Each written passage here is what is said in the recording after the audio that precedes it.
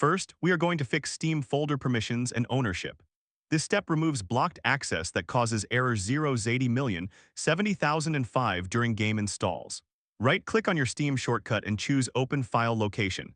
This will take you directly to the Steam installation folder. By default, Steam is located in C Drive, Program Files, Steam, once you are inside the folder. Right-click the Steam folder and select Properties. Go to the Security tab, then click on Advanced. Now look at the very top of this window. You will see the Owner field. If it shows system or any name that is not your Windows account, you need to change it. Click Change, type your Windows username in the box and click Check Names. If it underlines your name, press OK. Now check the box that says Replace Owner on Subcontainers and Objects. Click Apply. Then click OK. Next, still in the Security tab, click the Edit button under the Group or User Names section. Select your user account, then make sure all boxes under Allow are checked, especially the box for full control. Click Apply and OK again. Now close the Properties window. Open Task Manager by pressing Ctrl+Shift+Escape.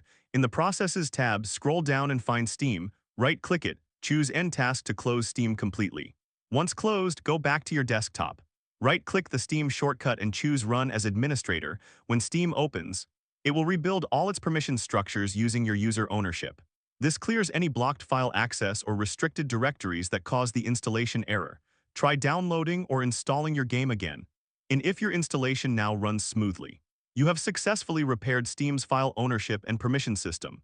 Always keep Steam running as administrator to maintain full access rights and prevent the error from returning.